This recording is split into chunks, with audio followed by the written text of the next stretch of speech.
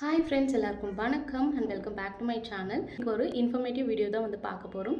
என்ன அப்படின்னு பார்த்தீங்கன்னா, நிறைய சிஸ்டர்ஸ் எங்களுக்கு ஐவிஎஃப் மெடிசன்ஸ் ரொம்பவே காஸ்ட்லியாக இருக்குது, அதுக்கு ஏதாவது சொல்யூஷன் சொல்லுங்கள் அப்படின்னு கேட்டிருந்தீங்க. அந்த மெடிக்கல்ஸ் மதுரை இவங்க பார்த்தீங்கன்னா wholesale and retail IVF injections and tablet provide பண்ணுறாங்க. அதுவும் பார்த்தீங்கன்னா 30 to 35% டிஸ்கவுண்ட்டில் உங்களுக்கு கொடுக்குறாங்க. உங்கள் டாக்டர் உங்களுக்கு பர்டிகுலராக இந்த இன்ஜெக்ஷன் இந்த டேப்லெட் தான் வேணும் அப்படின்னு கேட்டாங்கன்னா, நீங்கள் இவங்களுக்கு இன்ஃபார்ம் பண்ணிங்க அப்படின்னா இவங்க கொரியருமே உங்களுக்கு அனுப்புகிறாங்க.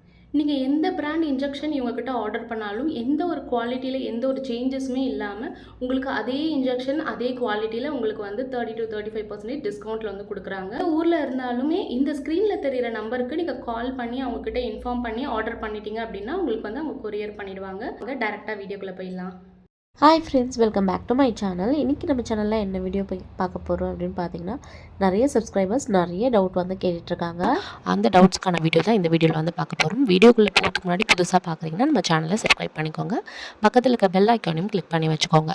ஸோ தட் நான் போகிற வீடியோஸ் உங்களுக்கு டேரெக்டாக நோட்டிஃபிகேஷன் மூலமா வரும். இப்போ வாங்க வீடியோக்குள்ளே போயிடலாம்.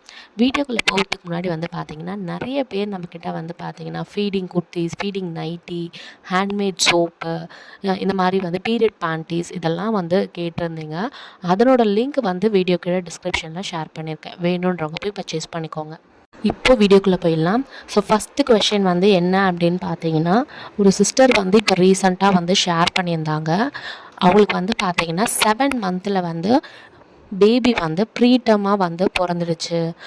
7 மந்தில் எனக்கு இந்த மாதிரி பிறந்துடுச்சு, பேபி அபார்ட் ஆகிடுச்சு அப்படின்ற மாதிரி ஃபீல் பண்ணியிருந்தாங்க. நான் ரீசன்ட் டைமில் நிறைய வீடியோஸ் போட்டிருந்தேன். ஏன்னா எனக்கு கண்டினியூஸாக 1 மந்தில் பார்த்திங்கன்னா ஒரு 3லேருந்து 5 பேர்கிட்ட பார்த்திங்கன்னா, சிஸ்டர் இந்த மாதிரி எனக்கு பேபி அபார்ட் ஆகிடுச்சு, தானாகவே வெளியில் வந்துடுச்சு, எனக்கு ஒரு மாதிரி ஆகிடுச்சு அப்படிலாம் சொல்லியிருந்தாங்க. நான் அப்போவே என்ன கேட்டேன், அவங்கக்கிட்ட உங்களுக்கு ட்வின் பேபியா சிங்கிள் பேபியான்னு கேட்டேன். அதில் நிறைய பேர் பார்த்திங்கன்னா ட்வின் பேபி சொல்லியிருந்தாங்க. ஒருத்தர் 2 பேர் மட்டும் தான் சிங்கிள் பேபி சொல்லியிருந்தாங்க. ஸ்டிச்சஸ் போட்டிங்களா, உங்களோட சர்விக்ஸ் லென்த் எவ்வளோ இருந்துச்சு, என்டி ஸ்கேன் அப்போ எவ்வளோ இருந்துச்சு, அனாமலை ஸ்கேன் அப்போ எவ்வளோ இருந்துச்சுன்னா நம்ம அப்போவே அவங்கள கேட்டோம். ஸோ அவங்களோட வேல்யூலாம் பார்த்திங்கன்னா அந்த 3.5 3 ரேஞ்சு அந்த மாதிரி தான் இருந்திருக்கு. அதுவும் ட்வின் ப்ரெக்னன்சிக்கு அந்த ரேஞ்சு இருக்குது.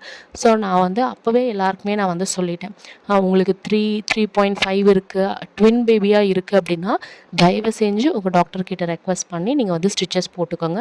ஒரு சில டாக்டர் பார்த்திங்கன்னா அவங்களே ஸ்டிச்சஸ் போட சொல்லுவாங்க. ஒருவேளை அவங்க சொல்லலைனாலும் பரவாயில்ல, நீங்களாக ரெக்வஸ்ட் பண்ணி கேட்டு நீங்கள் போட்டுக்கோங்க, அதுதான் பேபிக்கு சேஃப் அப்படின்னு நான் சொல்லியிருந்தேன்.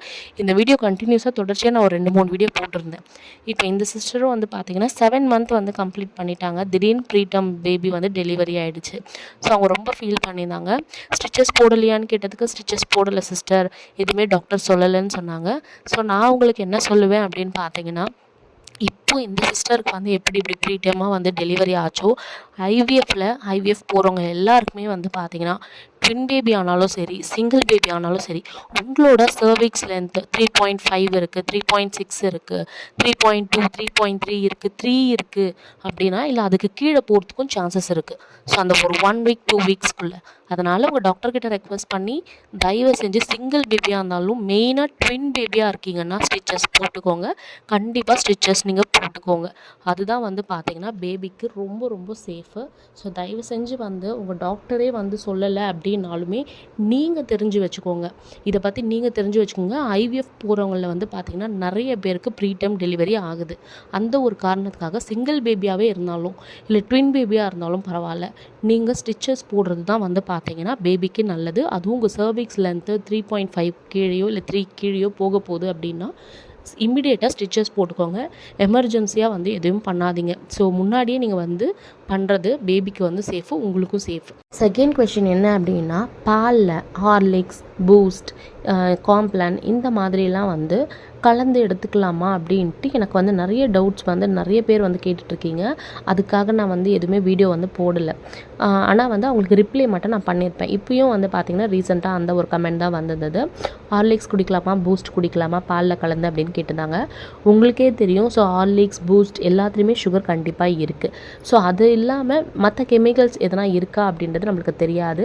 ஒருவேளை நீங்கள் ப்ரெக்னன்சிக்கு ட்ரை பண்ணுறீங்க அப்படின்னா தயவு செஞ்சு நான் சொல்கிறேன், ஹார்லிக்ஸ், பூஸ்ட் அவாய்ட் பண்ணிவிட்டு நீங்கள் ஐவிஎஃப் ட்ரீட்மெண்ட்டில் இருப்பீங்க இல்லையா, நீங்கள் உங்கள் டாக்டர்கிட்ட வந்து ப்ரோட்டீன் பவுடர் வந்து எழுதி கொடுங்க டாக்டர் அப்படின்னு கேளுங்க.